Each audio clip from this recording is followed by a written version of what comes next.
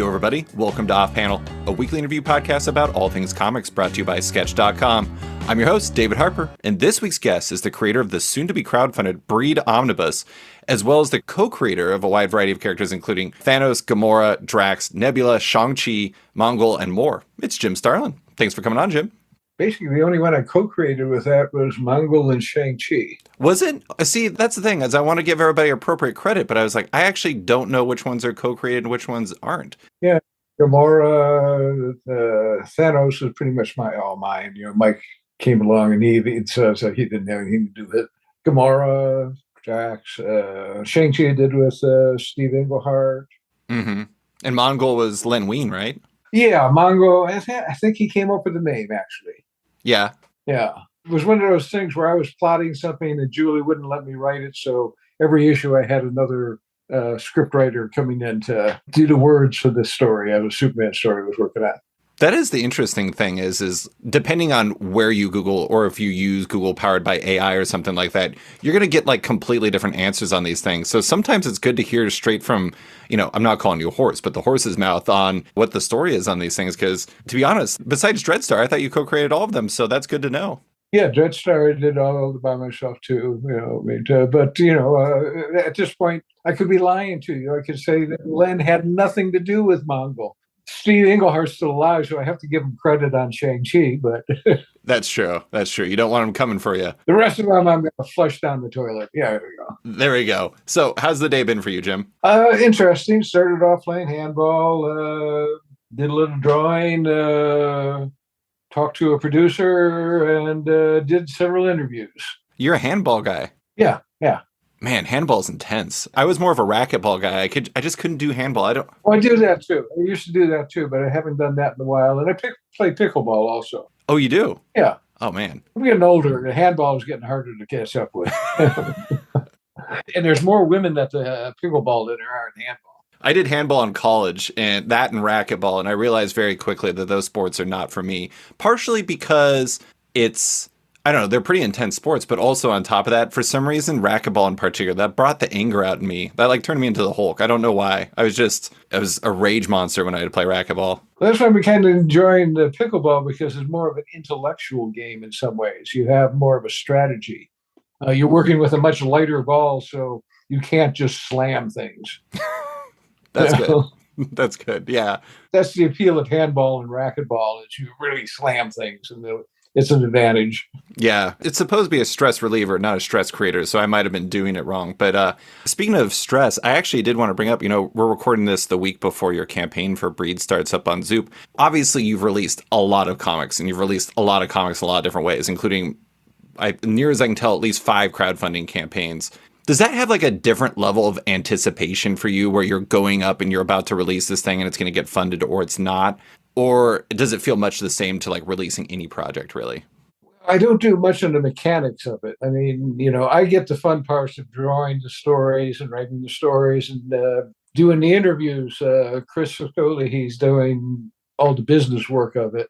So, you know, when it goes up, I watch the numbers that day. And once we reach the goal, I feel like, okay, now we got the print done. And it's just gravy after that. I'm not much of a business person. I'm more of a self-indulgent little asshole who just wants to do whatever he wants to do. That's the nice thing is I remember, I think it was Omnibus Press. You did was it the first Dreadstar Omnibus through? And then you did one through Monkey Wrench. And then since then, it seems like in an ideal situation, you just get to do the work and you get somebody else to kind of execute that part of it. So you can just, like you said, do the fun parts, do the things you enjoy. Yeah, basically that's what we're setting up with Monkey Wrench. You know, I mean, they're going to be my publisher at this point. Mm-hmm. You know, we're going to take my entire library over there at one point or another. The next thing we're doing with Dreadstar is we're going to start getting the Peter David stuff and being able to reprint that, because we had to go through some legal stuff on that and work on an agreement first. But at the same time, we're on the next book, which is going to be Dreadstar versus Dreadstar. We're also going to reprint the Ernie Colon Peter David thing, which we had the rights on all along, you know, right off the bat. And I've done a few extra pages for that. it's connected up directly to what the Dreadstar versus Dreadstar graphic novel is. They're actually going to be kind of a match set, which was a fun thing to do. Peter and Ernie's version is the Lord Papal's version of what happened. And then we're doing a Rashomon with Dreadstar telling Willow about what actually happened. Oh, that's awesome. I mean, I guess that's the fun thing about both doing the crowdfunding stuff, but also, when you own your own work, you can kind of do whatever you want with it. When it's yours, you can do a Rashomon story of the same version of it where you can tell the other side of it. I don't know. I think that's really smart. Well, when I first started off, Roy Thomas was the editor for the entire line of Marvel and had no time for anything. I remember coming in with my second Captain Marvel for a story conference, and he said, "Who are you going to use?" And I said, "Well, I'm thinking about the Super Scroll." And he goes, "Go." And I went, "Excuse me?" Okay. And I always loved that freedom of just being able to do that. And for the longest time, I was able to pull that off with working on Warlock and Thanos and different things. But now, as the years have gone on, someone told the editors that they're the real talent. And, a lot of them really, because I will play the game and I used to give them a plot synopsis, but I never planned on staying with the plot synopsis. Sure. And when I didn't, they would freak out. And so that took a lot of fun out of doing the stuff. But with this, it develops as I was going along. I'm actually working on the 5th graphic novel right now, out of the 5 that I had planned on Dreadstar. I'm really quite surprised as to where it's gone. Oh, yeah? Yeah. The 4th one, I ended up throwing Dreadstar out of the book for almost the entire book. In fact, it's going to be called Where's Dreadstar? I was going to say it could be Dreadstar minus Dreadstar. Well, I have a Where's Baldo cover for it. Oh my God, that's amazing. Which I may not use. I may just put that in the book because it's not a great cover, but it is a Where's Baldo cover. Where's the Dreadstar cover? So, but I always enjoyed the journey of where these jobs take me as opposed to the actual work. It is work. It's a job. Working for the companies was always a pain because they were always wanting. Well, for one thing, you can't break the toys. You got to put them back in. And I've always been trying to do that for them, except for Captain Marvel, and they asked me to break him. So, but with this way, it's like I'm really kind of surprised as to where the last story has gone. Now that I'm working on it, and whose story the series really is. Mm-hmm. Do you find that, when you're working on something, even back in the day when you're working on, Captain Marvel, or you're working on Warlock, or now working on Dreadstar, do you try to kind of have trying to think of the right word, like an organic approach where if something hits you in the moment and that feels like the right answer, you follow that instinct and you take it? Is that kind of how you approach storytelling to some degree? Yeah, I've tossed out entire pages that I've drawn because I wanted to change something that came as an idea later on. I tell the story of where Eon came from, who is a character who appeared in Metamorphosis in the early Captain Marvel series. He's basically this floating turd with a wig on and a face on the side and an eye. But I had gone to a party in New York City and I was going home and I stopped at a light. Traffic light. And I looked down and there was this bag of garbage sitting next to the store. And there's a grease stain on it. And I started looking at it and I went, wow. And that was Eon. And I immediately went back to the studio, back to the house, or apartment rather, and drew it in and tossed at least one page of Metamorphosis out so that I could have Eon as the narrator of the story. They always say that inspiration can come from anywhere. And I think that story definitely proves that, because sometimes you can be walking and you just see the right bag of garbage and you're like, this is a Marvel character now. Well, Bernie Wrightson actually one-upped on me on that one. He saw a piece of cardboard with the grease on it and took the piece of cardboard back to the studio and did this beautiful painting of this guy squatting, looking down into a puddle. Yeah.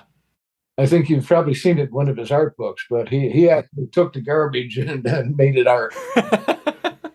Well, that's the thing is you really truly have to be open to inspiration anywhere. You have an entire career as evidence of that. But I did actually want to talk about, I mentioned before we started recording, you have a very expansive career, 52 years so far.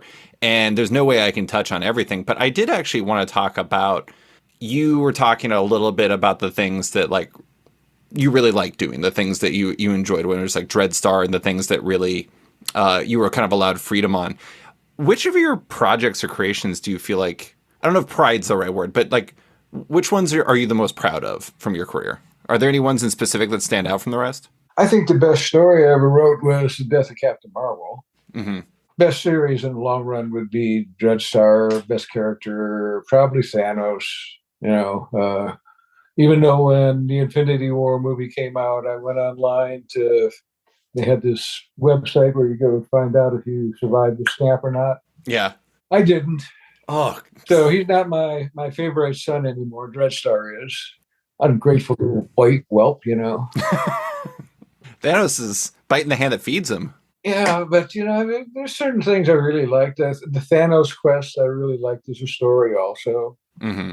The Infinity Gauntlet is really not one of my favorite stories. I mean, it's probably the most popular, but I'd rather like the Infinity Crusade better. Mm-hmm. That was kind of an interesting one, trying to figure out the religions of all the different characters. And Marvel Comics, which was almost exclusively created by New York Jews, didn't have a one Jewish character in it. Wow. Yeah, we ended up having to make Sasquatch or one of the Abomination guys from Poland Jewish because they didn't have any. Wow. Yeah. That's kind of amazing. Well, it was the 1960s, and there was all this gentleman's agreement stuff going on, you know. It wasn't all that surprised, but we made a change, and they've changed it since then. I think Kitty Pryde is now Jewish. Ben Grimm is Jewish. You know, there was a couple of them that were easy to do. At the time, Sue Storm had talked about her Catholicism at one point. We made Doctor Strange Buddhist. The rest of them we sort of fudged in that. So, but it was a fun story to work on. Yeah. I actually just reread The Death of Captain Marvel for this. And it's kind of amazing, just especially, I think it might be the colors, but like kind of going to some degree from like the way things are colored now to like looking at how that was colored. It just pops in such an incredible way, like the art throughout, but also just the story overall is just really great. Well, Steve Oliff is a wonderful colorist. So I have Cosmic Odyssey right here, and I was just there's another choice. yeah, I was rereading that, and his colors on that, like him on Mignola, and is it Carlos Garzon that was the inker there? Yes. Yeah, that whole book looked absolutely incredible. That is one of the things I think is pretty incredible about looking through your career and looking through your life is like, I was reading, you were part of like the comic Michigan Mafia back in the day, like it was you, and you grew up. There was a pile of us came in, yes. Yeah, but you grew up with like Al Milgrom, like you went to like middle school and high school with him, right? Yeah, Al and I were friends. I didn't know most of the other fellows from Detroit. I met a number of them just beforehand. I think I met Terry and Greg Thieston, Rich Buckler shortly before then, you know, but most of them like Harville and Keith Pollard and that I met later on when we were working. Mm-hmm. But so you grew up in Michigan and you had this, pretty robust collection of people that ended up in comics from there. You were in Upstart Associates with Howard Chaykin and Walt Simonson, Val Mayorik, amongst other people, I believe. The thing that really amazed me is like you worked with Mike Mignola pretty early in his career. It was like, I think only 5 years into his career. You worked with George Perez on Infinity Gauntlet. You worked with Bernie Wrightson. You worked with all these people. And one of the things that's pretty amazing about that is like, I know you were a Kirby guy and you were a Ditko guy growing up, but it seems like you had a front row seat to some pretty amazing collaborators and other creators in your life. What do you think are some of like the biggest things you learned from those collaborators and close comic friends over the years? Not to expect people to do what you expect them to do. Interesting. There was that one exception. Ron Lim and I came from very much the same Kirby background. So when I wrote a script for Ron, I could pretty well visualize what was going to come on the page. Bernie, on the other hand, he came back from Frank Frazetta illustrations, Roy Krinkle, that sort of thing. Never what I expected it to look like. Always right, though. Mm-hmm. I mean, it was just always beautiful drawings that I didn't expect to see quite the way they were. And you learn to work with the quirks with the people you work with. Bernie in particular was kind of interesting because the trick with getting work out of Bernie was You had to stop by once a week and look at the stuff and go, you're doing a terrific job, gush over to art. Ron Mars and I both found this out. And Bernie and I did Cult, Batman the Cult, which was DC's best-selling book that year, we came up to DC right afterwards and said, we have a sequel. We want to do a sequel to this. And they said, no, we're not going to do a sequel to that. We want Bernie to work with Len Wein and do a new Swamp Thing story, which sounds like a really good idea off the top of your head, right? Right. The only trouble was Len Wein lived in LA and Bernie lived in New York. And so they got 10 pages out of Bernie and he quit the job. But it all worked out okay because they were mad at Bernie after that and said, I'm not going to work with you here for a bit. And so we took the Batman story and we converted it over to a Punisher story and took it over, and it became POV over at Marvel. Yeah, that's another thing. It's like you got to be fluid with this stuff. Sometimes if it's going to be a Batman story, it doesn't mean it can't be a Punisher story later on. Oh, yeah, but it was really hard because I found the Punisher the most boring character. I mean, they literally told me when I was doing a couple Punisher stories, we have two rules. If he appears in a panel with somebody within a few pages in that, he's got to kill that person. If he appears in a panel with some object, within a few pages, that object's got to get blown up. So, yeah, I didn't very well stay with their dictums, but, he wasn't the most interesting character to work with. I'm guessing he probably would not be the most interesting character to work with if you're other people in the Marvel Universe either, based on the fact that if you're around him long enough, apparently you're going to die. Well, I think he started off in Spider-Man, and Spider-Man survived, so, yeah. Good for Spider-Man. They hadn't made the rules yet, I guess. Yeah. There was one thing that kind of stood out to me as I was reading The Death of Captain Marvel and Cosmic Odyssey, particularly with the Jon Stewart stuff, like with the whole like Xanshi and like the destruction of the planet and his part in it and how his reaction to it. There was that, but then there was also, Mar-Vell's battle with cancer. And I know that was related to like, the death of your own father via cancer. Did you find it was always important when you were working on these stories to not just tell a story, a big bombastic action story or something like that, but to kind of inject your work with bigger and more personal meaning when you're digging into those types of stories? My rule in the story is a person's they've got to go on a journey in a story. Mm-hmm. Maybe the journey is just going and dying, or just learning something. But I figure every story's got to have some kind of trip and revelation in it, and that's how I've always tried to write them. And some of them have been a little bit meatier than others. It's just because that's what I was latched onto at that particular point. Mm-hmm. Yeah. I mean, that makes sense. I guess like as a creator, you're always going to be creating through the prism of whatever you're experiencing in the moment. I do think it's interesting. You mentioned, I think you kind of alluded to the fact that Captain Marvel actually stayed dead. I think that one of the fascinating things about that book is, and I didn't think about it until last night, I think you're like one of the only comic creators that was involved with the death of a character that actually stayed dead. I think it's just you, Stan Lee, and Steve Ditko with Uncle Ben. Everyone else has come back. I don't know how Mar-Vell has never come back. It seems like a missed opportunity for a little life of Captain Marvel or something. The longest time, Jim Shooter was responsible for that. He just wasn't going to let him in. A lot of people wanted to bring him back. And Shooter just laid his foot down and said, it's a good story. We're not going to fuck it up. It was just story-based. It wasn't like, we don't need this guy. They didn't know what to do with him. Yeah. Jim approached me on it that the sales on it plummeted after I left the book. Because it was, it was this weird little journey, and it was a hard one to duplicate or follow, I guess. They said they wanted to replace him with a woman, so they asked me to kill him off. And, I came up with about 4 or 5 different plots to begin with, and there were all these heroic death things. And I just said, I've seen this. I've done this. I don't want to do it. So I came up with the cancer story. And what I've been told is almost every assistant editor up there hated it.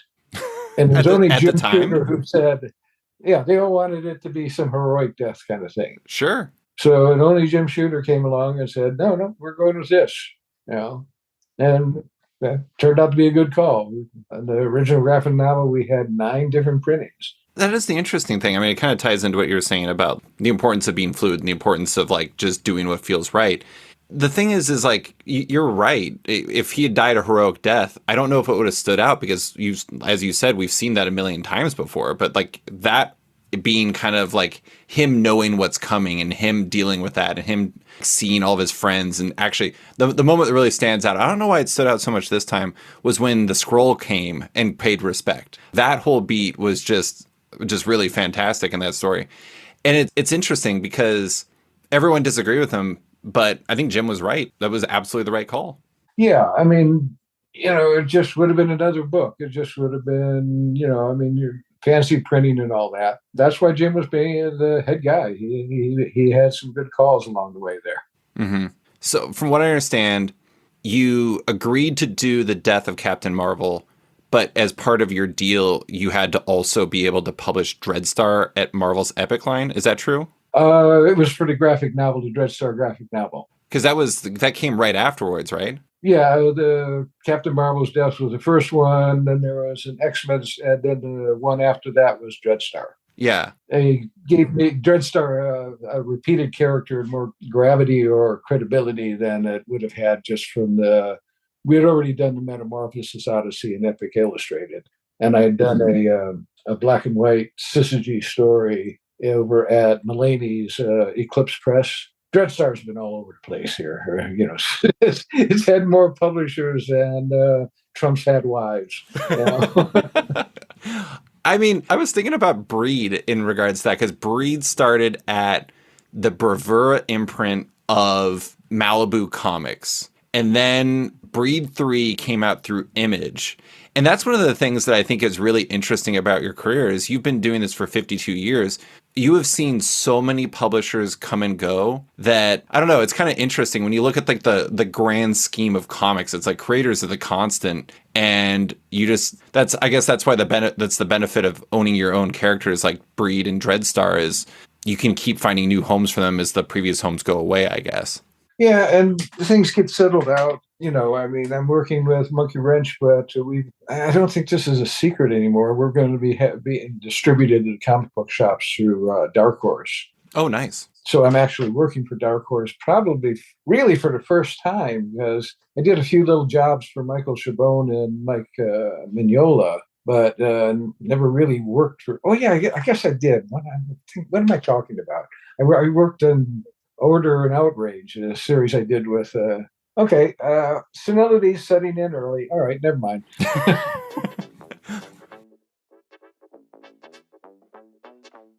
And now, a quick word from one of our sponsors. Looking for the right place to read digital comics? You can find it at Omnibus. Omnibus is a modern digital comic book store and reader app carrying your favorite single issues, volumes, and omnibuses all day and date. It's just like a comic book shop where you pay per book, but digital. And the team at Omnibus has massive news. It's now available everywhere, including iPads, iPhones, Android devices, and its web reader. However you want to read comics, you can find it on Omnibus and all in your pocket. Looking for an ideal digital comic book store with an excellent shopping and reading experience? One that uses novel discovery features that helps fans find their next new favorite book, and one that features many of the best publishers, including Image, Boom, Dark Horse, and more? You can find it all on Omnibus at omnibus.app. And now, back to the show.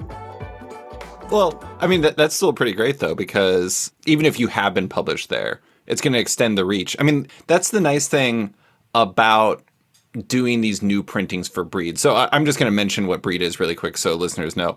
You have the Breed Omnibus coming out, which is your soon-to-be crowdfunded on Zoop collection of this series that originally came through Malibu Comics Bravura imprint. As I mentioned, it's you writing, drawing, inking, and coloring, and it's about Raymond Stoner, a down-on-his-luck ex-soldier who discovers his true heritage. He is the half-breed spawn with a demon father and a human mother.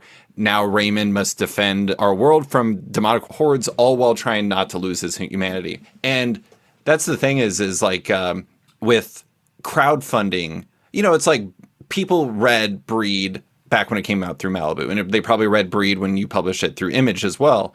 But being able to crowdfund it means all of your fans are able to discover Dreadstar, they're able to discover Breed, they're able to discover these things that have probably been out of print a lot of times over the years. And hard to find. Yeah, it's a really good little format. Yeah. What's the format? Well, it's a hardcover format. Phil Smith, who is our production guy, just makes the most beautiful books. It's a pleasure having the work come back like this. I mean, it's like I've never seen it before. Mm-hmm. and it gives me a chance to revamp things. When we did the Dreadstar Omnibus, I went and remastered all the color rates throughout. Oh, wow, really? Yeah, it was therapy while had my hand all mashed up here before. I couldn't draw, so I worked on that for the longest time. For about a year, I just went through, and especially the first comics. The first comics, when they had that strange printing process, Mm-hmm. where all the colors were really dull looking. Mm-hmm. So putting them in the digital format, the first thing I hit was saturation that said, let's boost these colors up markedly. Is it interesting revisiting your work like that and just seeing where you were and then finding ways you can either like, zhuzh it up, pop it up a little bit and all the different things you can do? It's a mixed bag. The vast majority of it is embarrassment looking back at it and going, oh God, look at the way I was drawing that at that point. Mm-hmm. But there's also I go back and look at those early Captain Marvels, and the anatomy was terrible. The faces were lopsided, but man, it had a lot of bloody energy in it that I just can't pull out of my ass anymore like I used to. Yeah. I think there's a lot of artists who listen to this. They're going to be very happy to hear you say this just because I think every artist feels this way. You look back on your work and all you can see are the mistakes. But I was talking to this one artist, Russell Dowderman, recently, and he was talking about how he looks back on his earlier work and there's like this loose energy to it that he's like, I kind of wish I still had that. Like, how do I tap back into that? And I think that's a common tale. It's just like, yeah, sure, there's flaws to it, but there's things you still wish you could tap into when you look at your older work. Yeah, well, I was so bitten with Jack Kirby and Steve Ditko when I first started off that there's reflections of them throughout the stuff that I just don't have anymore because, I've got all these other layers have come in over the top and, actually know what I'm drawing on half the time, which I didn't do. Uh, Gave those characters back in Captain Marvel so many serratus magnuses that you could have grated cheese on their rib cages. I was thinking about this when I was writing the intro. Do you view yourself as a writer, as an artist, as a writer artist? How do you view yourself in terms of comics? Storyteller. Storyteller? Yeah, I'm not Neil Adams. I'm not Neil Gaiman. I tell stories. I'm not a terrific wordsmith. I'm not a master illustrator. I'm not going to show up in the Louvre, but I tell stories and I enjoy what I do. Mm-hmm. And that's good enough for me. Do you think visually first? No, I don't think so. The story always comes in and then I sit down with my thumbnails. Mm-hmm. The story is basically the first thought. So when you say story, do you mean like outlining something? So like with Where's Dreadstar, how did you start that? Was that started as like an outline or what did it start as? It started with dissatisfaction that I hadn't been able to put the other characters in more to the stories, the first three stories. Eddie in particular was getting left out. I threw him in a little bit at the end of the Dreadstar versus the Inevitable just because I wanted to have him in there. It's superfluous. It's kind of it's a self-indulgent section at the end of the story. I mean, it works. It carries on the story and sets sets you where things are at. But so basically, it was like, let's get rid of him I know we're graphic novels. It's going to have his name on it, but let's get rid of him for a book and let's see what happens. Yeah. And basically, I'd been setting the Nameless, who was the villain inside the Inevitable, who gets carried on. Originally, nothing I had at the beginning is in my head for the 5 books has survived. It's all changed at this one point. It's gone from this godlike being, which was Dr. Delphi, coming in and dying because of an unrequited love, to the last book is basically going to be an essay on godhood. Its potential and its limits. It's not at all where I thought it was going to go, and I'm really quite pleased with it. So it seems like to some degree you start with inspiration. It's like in Where's Dreadstar's case, you thought, how do I do more with these other characters? How do I do more with this character? And then like that's like, what is the answer to that? That's the story you want to tell. And it seems like that's kind of how you work. Has that always been kind of how you've operated when it comes to making your comics and telling your stories? Yeah, the idea first. I remember reading about incest and being horrified by child pornographers and stuff like that. I mean, it was the 70s, and a lot of this stuff was just coming to light. Right. And, I didn't have a sheltered life, but at the same time, I wasn't as deep into the gutter as you could go. And that hit me, and that was the basis. That's where the character Willow in Dreadstar came out of. She's a survivor of incest. Once I thought about it, I started talking to people and talked to some actual folks who had gone through that horrible experience. And the character got built up from there. And it's a character I'm really quite proud of. I'm trying to get a TV series going, a series going on it.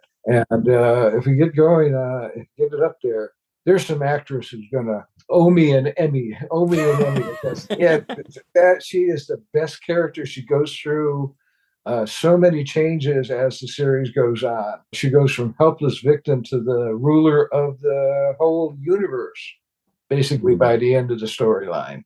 And I'm looking forward to seeing what happens with that if we get to the live action thing going. It's funny. I mentioned in the beginning when I first started recording with all the characters you created and co-created and everything like that.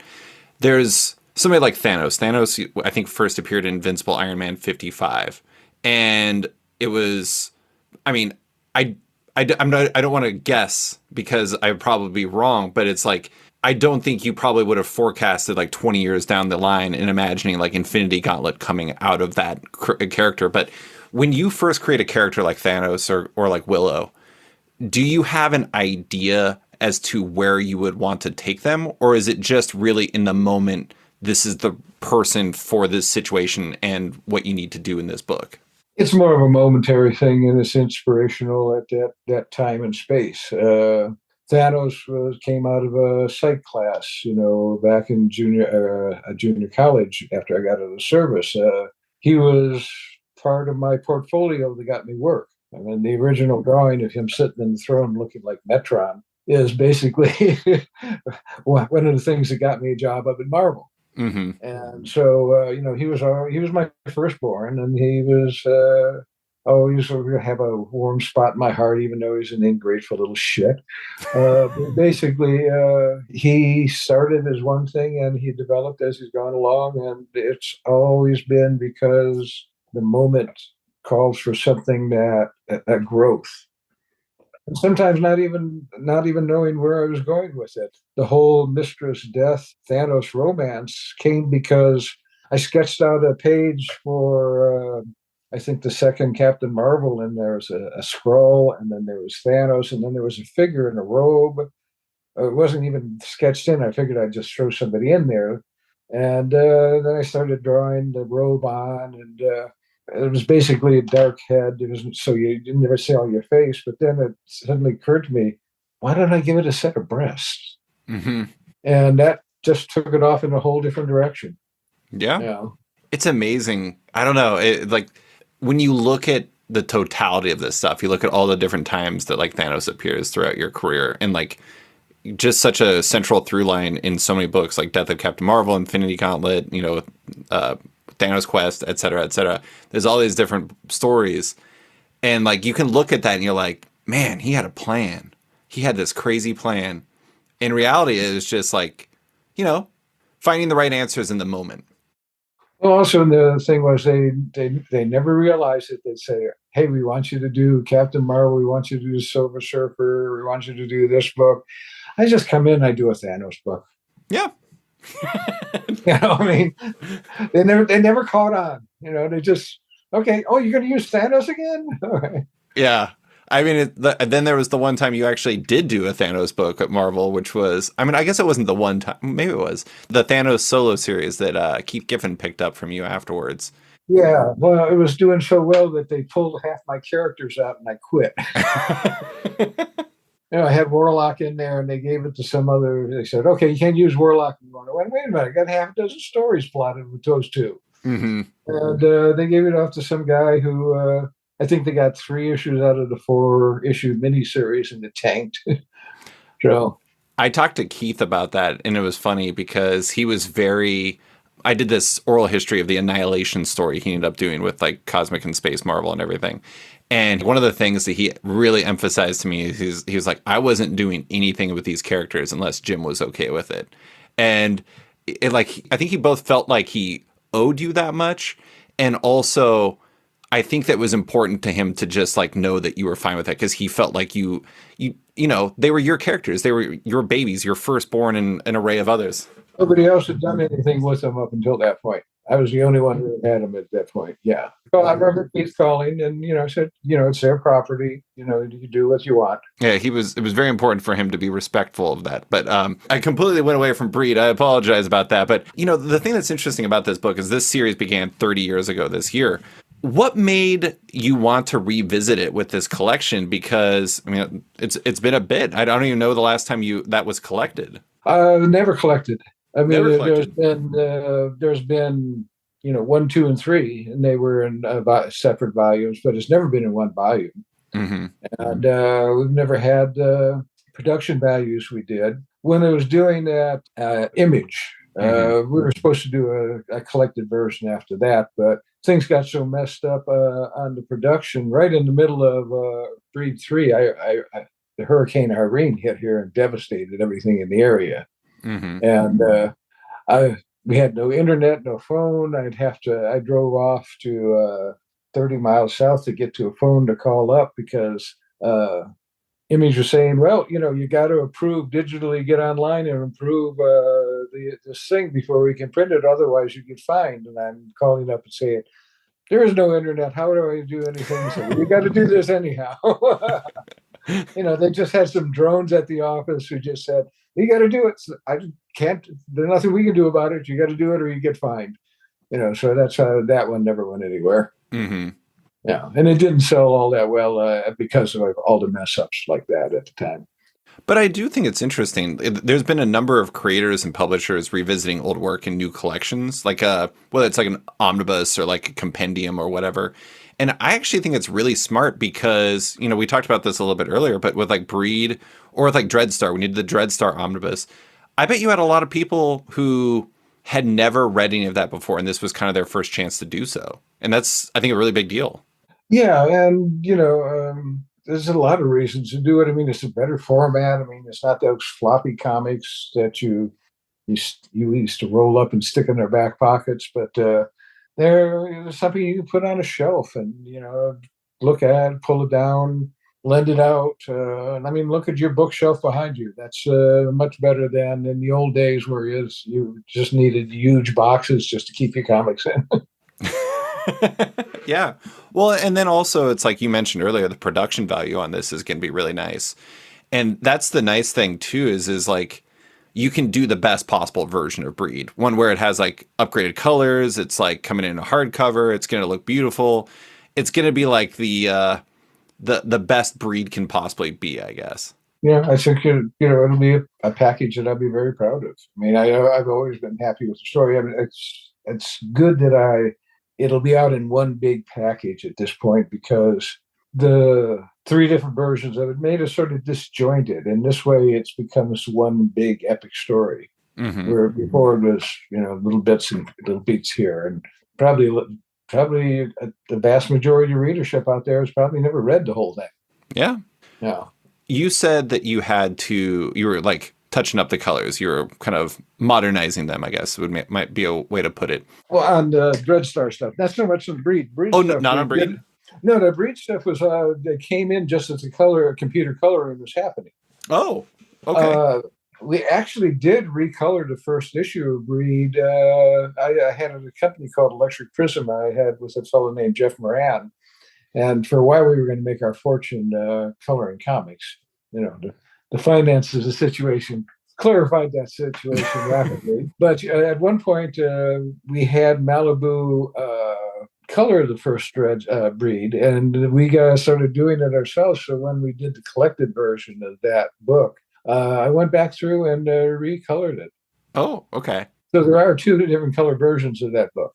But when you were getting into like putting this omnibus together, what work had to go into actually putting that together? Was it a pretty significant project to get all the files together and like get it into a position that's ready for like a new hardcover like this, or did you already have things pretty much assembled? I had it digitally. I pulling it out new is going back in, and originally Breed was going to be an illustrated novel. It wasn't going to be anything. It wasn't going to be anything like what it was. It was going to. Raymond Stoner was sort of a human-looking character in a trench coat fighting demons. No horns, no big bulking character. Very quickly realized that the illustrated novels are never going to come back. I tried doing it with a couple of things with Among Mad Men and that. So when Malibu approached me, I said, well, I love doing this character. I want to do this. And that's when I started doing the drawing part of it and made it into the monstrous character he became. Mm-hmm. I read on the Zoop page, Jordan from Zoop sent me the page for it, and he's on that. You actually you had like this whole message about what Breed is and what it means for you and everything like that. And you said, I think I did some of my best ink work on that initial Breed run. I was working with crow quills and stuff like that I couldn't do later on with the computers and all that. I did a lot of it with different felt tips, which I used in the Death of Captain Marvel and started working more with them. But Breed was my shot at the early Breed. First Breed was my shot at doing more of the Bernie Wrightson, Michael Kaluta kind of illustrated shot. And I was quite proud of that.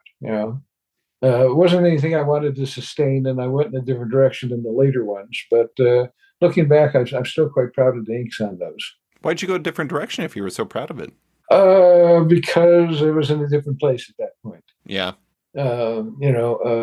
Wanted to try different things. It's always, I'm a bit of an innovator, I guess. There's nothing new that I won't try. I'm from Detroit originally. The car replaced the buggy whip and the carriage. And, it's probably in my DNA that I want to try something new. And my career has always been about new. I did the first graphic novel for a major company, started off the Epic line, a number of different things. Basically, I always I don't want to repeat myself. That was actually one of the things that stood out about the Death of Captain Marvel, too, is I read in an interview with you that I think you were the first U.S. creator to get royalties on the project with that one, to make royalties. Yeah. I wasn't going to work for him anymore unless I got a good deal. Yeah.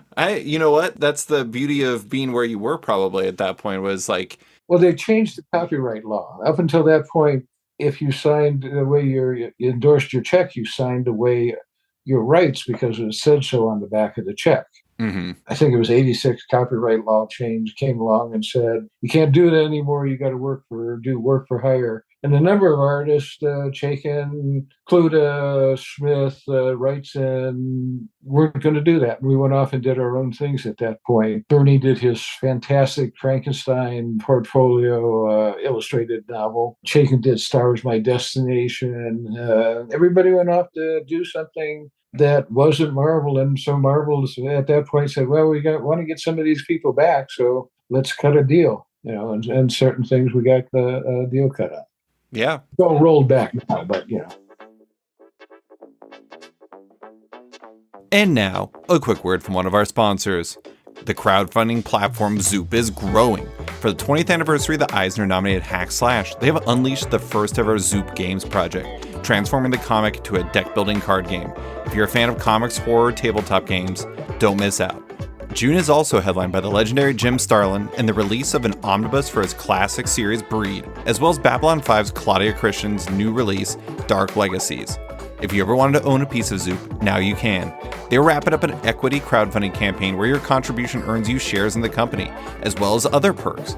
Visit republic.com/Zoop to become an investor in Zoop. For creators looking to crowdfund your project or have your books for sale in Zoop's brand new e-commerce marketplace, email them at hello@wearezoop.com. And now, back to the show.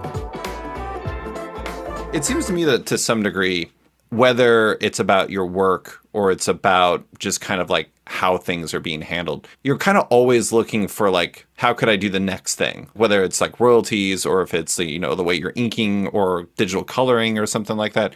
It seems like that's kind of something you always have in mind is like, I don't know. I don't know if it's fair to say this, but it seems like you can't sit still in a very positive way. Probably not. I mean, like I said, I don't want to repeat myself, and I love what I do, Hmm. and so I always want to try and keep it fresh in some way or another. Is that part of the reason? I mean, like one of the things I think is interesting about this is you have used Kickstarter, you've used Indiegogo, and now you're using Zoop. And most people, in my experience, who crowdfund stick to one platform so you can have the repetition. It's almost like being at a publisher. It's like you can expect me here. Is that part of the reason why you're kind of trying different platforms and just seeing how each of them works? No, that's more Chris Foley's work. I mean, he's the one who's experimenting with the platforms. Um, like I said, he does the business in. I do the fun stuff. Yeah. So wherever you go is wherever you go. Yeah, I had no idea what Zoop is until Chris told me. Well, I mean, it's kind of great for like everyone involved, it seems, just because Zoop is, I don't know, like I think one of the things that's interesting about them is that they offer, I, for one, like I make my own print annuals of my writing and my podcasting where I do a print book with my wife and then I put it all together. And I always think that that is such a good idea because I'm like, oh man, I'm going to make a book. This is so great. And I'm like, this is so much work to like fulfill it and to like print it and do all the things like that. And being able to avoid those things because that's how Zoop handles things or can handle things, that does seem kind of appealing to me. But that's not your world anyway, so it doesn't even matter. Yeah, they're apparently we're doing the Zoop because they do the fulfillment part. Hmm. Yeah, that has been a problem. It's not your world. The business side is not your world. But do you pay attention to like any of the learnings or any of the things that people really respond to? Like, let's say you do a Kickstarter and somebody is like, "Oh my God, like I really want this add-on, like this, like a print of Dreadstar doing something very specific or something like that." Do you try to learn from that as you're like, I don't know, putting together the next campaign, or is that just stuff like Chris comes to you and he's like, That's pretty much Chris. "Yeah, I have to be fair about that. If there's any innovation going on there, it's Chris's. you have a very specific type of innovation you're looking for, and it's not the business side." Yeah, I'm just saying. Here's a book. I want to. I want people to read this. Please print it. Hmm. I know you're working on Where's Dreadstar, and then you have your other ones going on. You're still working with Jamie Jameson, right? Yes, she's going to be inking all the Dreadstar stories. We just finished off Where's Dreadstar, the third book. Oh, you did? 2 days. Oh, wow. Yeah, we just finished. It's colored. It's all done. Did you celebrate it? Yeah, I had to finish it off during Memorial Weekend this past weekend, so I haven't had a real chance to celebrate it. I'm going to be down in Iowa at a convention with Jamie, and maybe we'll do a little toast at that point. How has she changed things for you? Well, I've told the story before, but I'll tell it again. She was responsible for getting me back into drawing. Yeah, after your hand injury? Yeah, I had a big hole in my hand and corona and the ear shredded, and I just couldn't draw. Every time I sat down to draw, my hand cramped up and I'd have to stick it in ice. And I went on for 3 years just writing things for other people to draw. And at all the time, squeezing a rubber ball and doing these other exercises to try and get the hand back in order. As it happens, when I was doing the remastering of the color on the Dreadstar books, using the stylus a lot of it, and which was not as heavy duty on the hands as a pencil or pen would be. And so I was actually doing some therapy there, and I didn't realize on top of everything. And so Jamie was working with Keith Giffen and doing some inking for him. And we met at a convention, and she first off talked to Spencer Beck, my agent, into asking me this. But she started pestering me at each convention for a drawing of Doctor Doom. Mm-hmm. Not Thanos, bloody Doctor Doom. Not even one of your guys. No, well, I mean, I like Doctor Doom, but she was a big Doctor Doom fan, and finally, after 3 or 4 of these conventions, I finally at one night in my room, I said, "Okay, I'm going to get this woman off my back. I'm going to sit down here and draw this thing." And I drew a headshot of Doctor Doom, and my hand didn't cramp up. And next convention I was at, she happened to be was supposed to be sitting at a table next to me with Keith Giffen. Keith didn't show, and she didn't know what she was doing. And I had, at this point, done a few sketches that I was going to sell, pencil sketches, and said, "Well, if you got nothing else to do, why don't you just ink these and we'll split the whatever we get on it." And they looked good. Yeah. And Dan DiDio was at the convention, looked at it, and said, "Hey, would you two like to do a Metal Man cover? I need some variant Metal Man covers." And that was our first job together. Mm-hmm. And I thought that was good, and so called her up one day and said, "Hey, how would you like to ink 100 pages of Dreadstar?" And she freaked out, and apparently, well, she didn't tell the story herself, but when the pages showed up, she was working over at Continuity, Neil Adams' store with Joel Adams. And Neil was there, and she had a little desk in the back room, and she just couldn't get started. She was too freaked. And Neil just came in and said, "Just bloody put a line down. Yeah. If it doesn't work out, we'll wait it out and we'll do it again." And, just that got her started. And, there was a freak out. I mean, she would periodically quit on me. And I'd say, "Okay, you can quit. But first off, I need these other pages first off before you quit." And it's been going on like that ever since. It seems like in a real way you kind of changed each other's lives. Yeah. Yeah. And it's kind of amazing. So you said stylus. Do you work digitally now? I do the color digitally and I write digitally. But, I got this drawing board right behind me. Yeah. So you're still traditional. During the last interview, there was a Dreadstar page sitting up there, but I finished it and put it away since then. I don't even get to see it? How dare you? That's terrible. I can walk over and pull it out. I know. I'm just kidding. You also mentioned, writing for others. That's what you were doing. And you've done that before. That's something you've done in the past. Is that as satisfying for you as the stuff that you write and draw yourself? Because, I don't know. I know you don't necessarily entirely think visually. You think story first. But does that change things in a meaningful way for you when you're writing for others instead of yourself? It's always a learning experience. I've got a Dreadstar anthology book planned after these 5 are done. Oh, that's fun. With somebody else. I'm going to get other people to draw Dreadstar stories for me. And I started off with a Syzygy Darklock story, Syzygy Darklon the Mystic story. And I got this, I'm going to keep the artist's name under wraps right at the moment, but very different antithesis style of mine, but it worked really well with this particular story. And I've colored it digitally since then. And I'm in the process of, I still got a few pages to go. But it was, I've learned and it expanded my universe working with somebody else like this. Yeah. I mean, that's the thing is I'm sure every collaborator you've ever had, to some degree, you've learned a little something about. Sometimes it's what not to do. Sometimes it is what to do. But I'm sure you're always learning to some degree. Yeah. Some of them I worked with kind of scared me. But, we won't go into them. I only do the ones I love, the ones I love. Yeah, absolutely. Okay, well, I just have a few more questions. I have to ask you something very dumb because it's something I've always wondered. You are the co-creator of the character with maybe the single greatest name in the history of superhero comics, and I have to mention him, KGBeast. Did you name that character? Yeah. How proud were you when you came up with that name? Because I think it's incredible. I actually told that name to a friend who's a comic artist who'd never heard of that character, and I was like, how have you never heard of KGBeast? It is like, it's so perfect. Jim, you do deserve some sort of special award for naming that character because I absolutely love it. Yeah, I think I watching some documentary and they were talking about some KGBeast and really, this is the Russian. This is the time of the Iron Curtain hadn't come down yet, and so I thought, oh, KGBeast. Just the thing I hear and came out the other end. It's so simple and it's so elegant. It may be the wrong word, but it is magnificent. That's what I'm going to say. Jim the Magnificent right there. I loved it. Still like to find out where that came from. I have no idea. Okay, for listeners that don't know, when Jim came on, his Zoom name was Jim the Magnificent, and he still doesn't know who did it. It was not me. I can tell you that. But It wasn't me.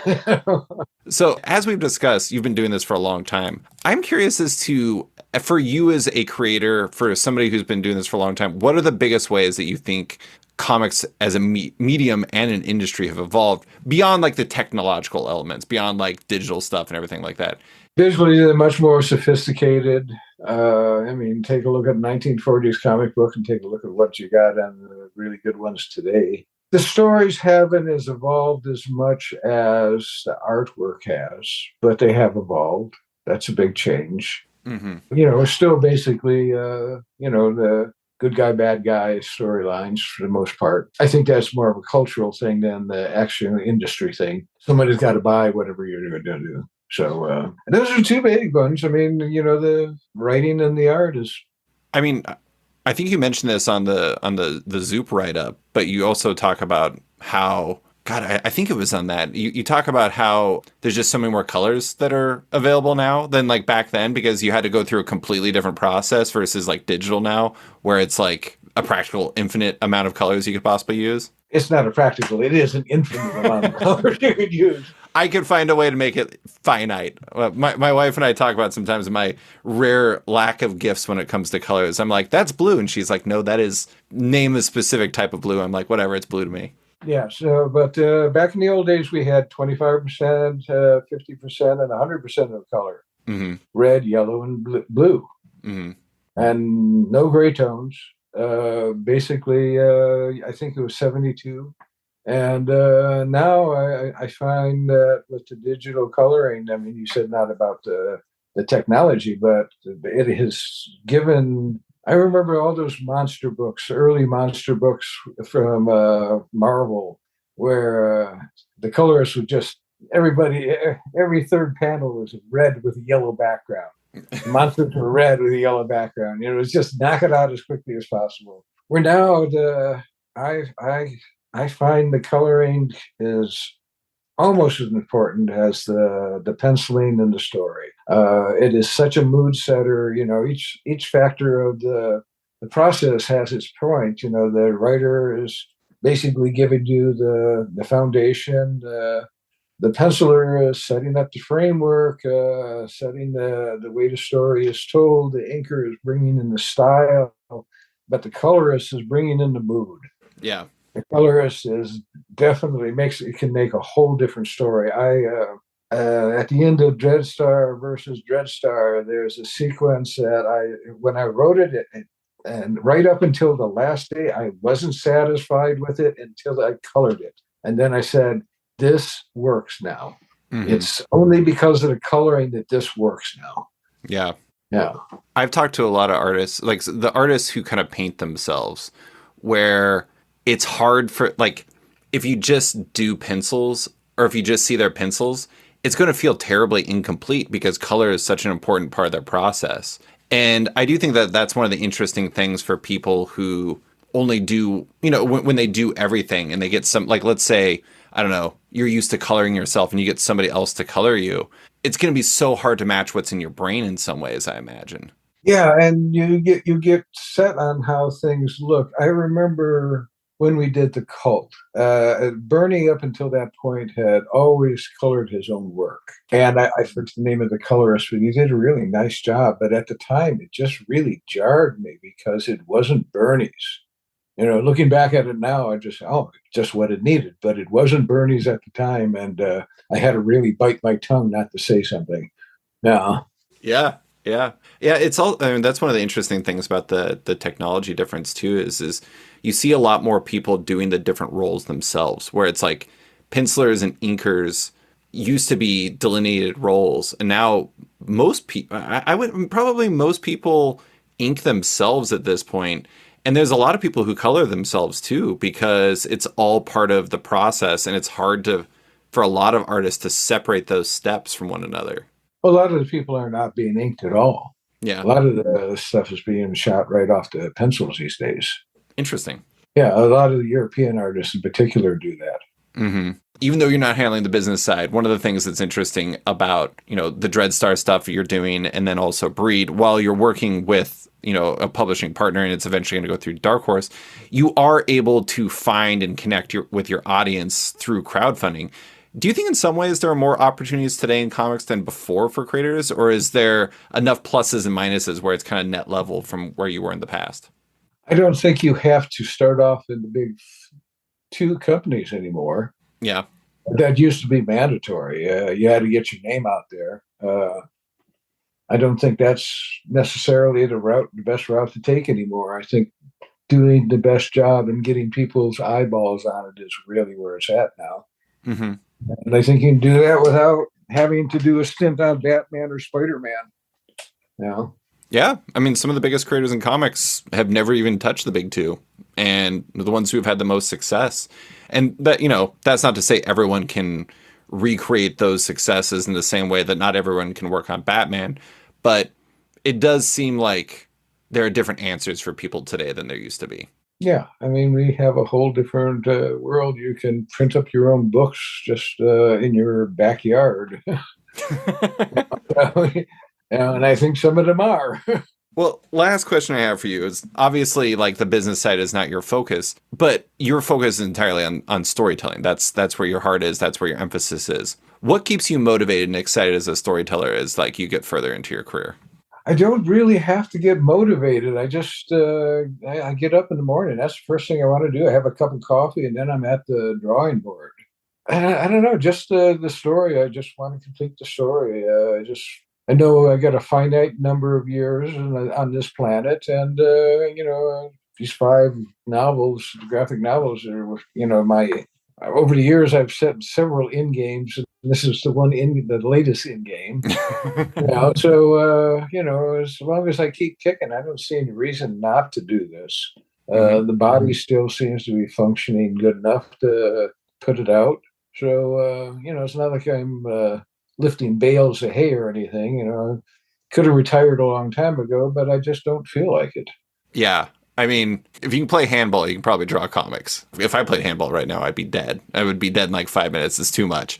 But I think some people fall out of love with the art that they're working on sometimes. But it doesn't seem like that's a problem for you. It seems like you always kind of want to tell stories. Yeah, there's always something new. Not with the coloring and that at all. There's always something new. Mm-hmm. There's always something new to try.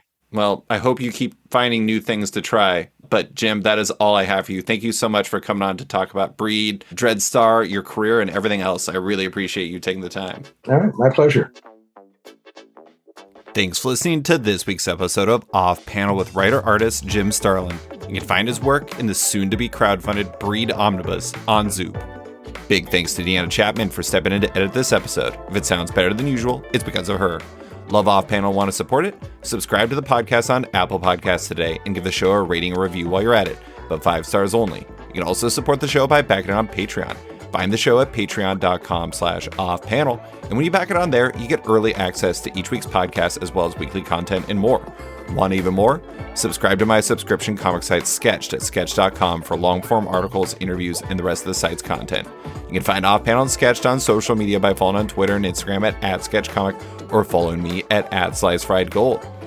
Big thanks to all my existing patrons, including John Neesmith, John Auerbach, Dustin Weaver, Ninja Assassin Love Story Webcomic, Brandon Heyman, Aiden Hammond, Kenny Myers, JKJ Art, Faith Aaron Hicks, Comics, Ben Rowe, Cameron Brown, Jonathan Breen, Danny Ollie, Charlie Stickney, Tom Drennan, Jeremy Thomas Burke, Jared Schwab, Scott Dunn, Chip Mosher, Seth Pomeroy, James McEwen, Andrew Lehman, Christina Merkler, Scott Place, Travis Gibb, Darcy Van Polgees, Travis Schmeiser, Tom Evans, Reed Beeman, Kelly Sudaconic, Max Wood, Jeremy Lambert, Brian Hold, Near Levy, Jason Hussa, Kieran Gillen, Jonathan Kent Uratam, Henry Johnson, Django Boren, James Tynan IV, Chris Langford, Jason Wood, Tom Peachy, Ben Domstead, Rom V, Nick Walker, Patrick Coyle, Isaac Oren, Keeps and Tights Podcast, Klaus Vandeven, Subman Industries, Jack Mulqueen, Carl Kerschel, Robert Mazzella, Elza Chartier, Luke Nakashoji, Dr. Luke, Scott Hazelwood, Canadian by Proxy, Bradley Rader, Carl Troy, Brandon DePillis, Patrick Power, Declan Shalvey, Dan Garino, Adam Freeman, Ben Wild, Brian Klein Q, Leona Kangas, Nick Bennett, Daniel Whitfield, Susanna Polo, Reed Hinkley Barnes, Mario Tiambang, Andrew Carita, Stefan Hull, Philip Myra, Chris Pachalo, Torrin Grunbeck, Fuzz Bubbles, Christopher Todd, Transmitter Down, Waltz Comics and Books, Akil Wilson, Alex Dimitriopoulos, Terry Dodson, Wesley Gift, Sean Kirkham, Brett A. Schmidt, Jason Goodmanson, Paul Reinwand, Vita Ayala, Akil, Philip Seavey, Al Ewing, Ryan Alcock, David Kelly, Nick Plato, Matthew Groom, Jason Nassie, Adam Bogart, Matthew Taylor, Nick Patera, Jacob Sorelli, Ford Gilmore, David Braldy, Nick Hall, Bjorn Basin, John Hendricks, Ian Maxfield, Cliff Chang, Paul McMahon, Adam Highfill, Fiona Staples, Mark Abnett, Michael Shirley, Tom Barnett, Jim Demonacos, Norbert, Nick Lowe, James Kaplan, and Mission Comics Art in San Francisco. You guys are all the best. A quick thanks to Wolfpack for letting me use their song Outro as the show's opening theme, and to Upright T-Rex Music, who wrote, performed Off-Panel's outro and ad music just for the show. Check out the music on Spotify because it's completely delightful. Thanks for listening, and tune in next week for another episode.